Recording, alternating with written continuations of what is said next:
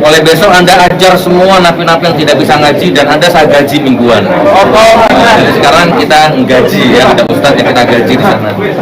Bebas ya, karena semua petugas sudah kenal dengan beliau. Dan petugas rutan Makobrimob sini tempat saya ditahan, masya Allah, baik, hangat, kondusif, kekeluargaan. Ya, nggak pernah dolimi saya, luar biasa.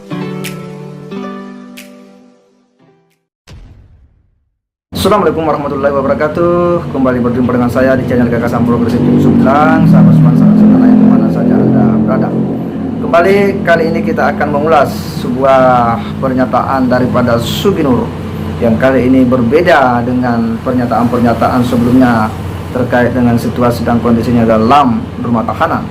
Masih ingat beberapa hari yang lalu ya, Sugi Nur itu kemudian menyampaikan dengan nada tinggi, berteriak bahwa beliau itu dizalimi di rumah tahanan ya, bahkan sempat memanas dengan Kadifumas Polda Jaten akan situasinya karena ya Sugi Nur dianggap membuat berita yang mengada-ada, tetapi Sugi Nur malah terus ya membantah, bahkan menyampaikan bahwa siapa yang mengada-ada ya terkait dengan kondisinya, dan memang katanya faktanya dia merasa ya itu menderita di tahanan.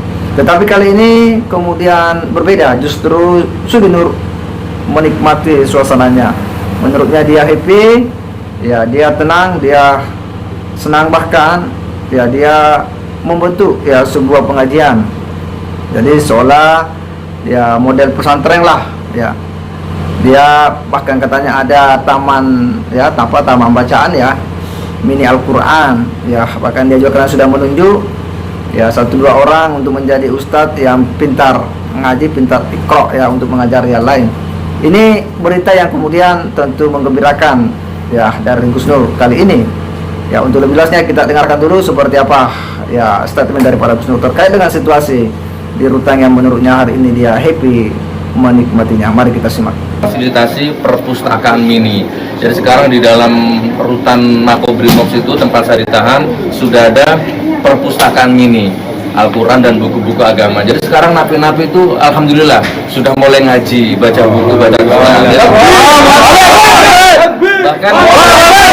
Bahkan sudah saya angkat 2 ustadz. Saya tanya kemarin tuh, siapa di antara kalian sini Pak? Siapa di antara kalian yang paling pintar ngajinya? Minimal Iqra, ada 2 yang angkat. Oke. Mulai besok Anda ajar semua napi-napi yang tidak bisa ngaji dan Anda saya gaji mingguan. Jadi sekarang kita gaji ya, ada ustadz yang kita gaji di sana. Bahkan sudah ada Jumat berkah juga. Setiap sholat Jumat itu Jumat berkah. Artinya kita menikmati irama takdir Allah ini, kita menikmati. Jadi nggak ada istilahnya, kita nikmati lah ya, sidangan kita jalani, kita datang tepat waktu, seberat apapun hujanin kita nikmati. Jadi kita nggak stres, kita nggak depresi, kita happy. Dimanapun kita berada, kita akan berusaha jadi orang yang bermanfaat untuk lingkungan. Nah gitu ya. Nah jadi gini teman-teman, barangkali Anda mau bersinergi dengan saya dalam perjuangan dakwah ini. Dulu kalau saya nggak ditahan, dakwahnya di masjid, di podium. Berhubung saya sekarang ditahan, dakwahnya di dalam rutan kan gitu ya. Monggo, barangkali Anda mau punya celana 3/4 ya kan, atau second boleh, beli baru boleh, atau mungkin Anda mau peci, yang penting jangan sarung ya, jangan baju kuku, nggak boleh. Atau mungkin Anda mau infak Jumat berkah, boleh setiap Jumat 50 nasi kotak ya, atau Iqra boleh. Nanti hubungi admin yang ada di sini. Masih mana masih ya ada? Ya udah, nanti kita cantumkan nomor HP ya, karena beliau yang bisa keluar masuk rutan bebas ya, karena semua petugas sudah kenal dengan beliau. Dan petugas rutan Makobrimob sini tempat saya ditahan, masya Allah, baik, hangat, kondusif, kekeluargaan. Ya, nggak pernah dolimi saya, luar biasa. Ya, itulah statement daripada Sugi Nur ya. Betul-betul kali ini sebuah berita yang menggembirakan bagi kita semua ya, terkait dengan keadaan kondisinya selama di rutan. Bahkan menurutnya ya dia happy betul-betul di dalam. Dia bersahabat dengan para brimob ya.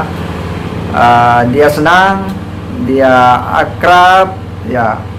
Intinya tidak ada perlakuan yang sifatnya zalim lah ya, sebagaimana yang sering alami pada bulan-bulan sebelumnya ya di rumah tahanan. Hal yang kemudian berbeda ya.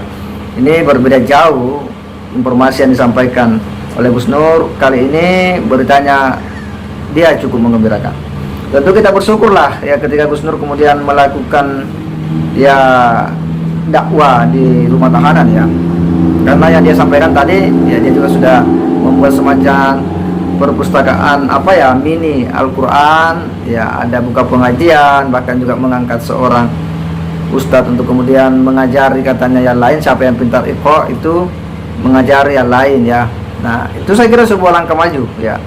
Dan memang seharusnya ya, sekalipun dia belum menjadi tahanan belum divonis sebagai terpidana ya, dia baru dititip ya sebagai tahanan pengadilan. Tetapi sikap itu menurut kita ya sebuah langkah maju lah. Mungkin Gus Nur juga sudah menyadari ya bahwa selama ini dia memang selalu keliru ya. Ya, dengan kesadaran itu kita berharap memang Gus Nur ya mengambil hikmah dari semua ini. Menurut saya bahwa saksi ahli agama yang kemarin itu dengan tegas menyampaikan bahwa tidak ada kepentingannya dia apa-apa kecuali kebaikan untuk umat Islam, kebaikan untuk dirinya, kebaikan untuk Gus Nur dan Bang Bantri, dan kebaikan untuk kita semua. Kalau kita simak penyampaian daripada ahli agama itu betul-betul memang menyentuh hati dan pikiran kita. Dan saya yakin kalau Gus Nur menyimak penyampaian daripada saksi ahli agama itu, pasti dia akan tersentuh. Kenapa? Karena dia menyampaikan tidak ada kepentingan di dalamnya. Dia murni bicara agama. Dan Kiai itu tegas menyampaikan bahwa jika Gus Nur sadar melakukan itu menista. Ya. Kalau jika mubahalah yang dilakukan itu betul-betul sadar, itu menista. Dia tegas menyampaikan itu dengan sejumlah argumentasinya ya, sesuai kaliannya sebagai ahli agama ya, yang membuat kita ini kemudian akhirnya paham bahwa yang dilakukan Gus Nur itu memang bukan mubahalah ya, bukan mubahalah karena tidak terpenuhi syarat-syarat dan rukunnya sebagaimana yang disampaikan oleh ahli agama itu. Dan mungkin Gus Nur merefleksi itu ya, menjadikan itu sebagai sebuah masukan bagi dirinya untuk perbaikan dirinya. Kita berharap ya, semoga ini betul-betul menjadikan Gus Nur bisa mengambil hikmah dari setiap peristiwa itu. Dan jika nantinya kemudian dia divonis berapa ya, ataupun misalnya bersyarat dan sebagainya, semoga ketika di luar dia bisa lebih berhati-hati lagi ya dalam bermedia sosial, karena dia sudah ya berurusan dengan hukum hanya karena kurang hati-hatian, dalam artian ya terlalu mudah dan gampang melakukan sesuatu yang itu tidak dipandasi dengan baik. Semoga ya persidangan berikutnya ini sudah ada sidang putusan yang betul-betul bisa memberikan kepastian hukum terkait dengan kasus ini. Saya kira demikian. Wassalamualaikum warahmatullahi wabarakatuh.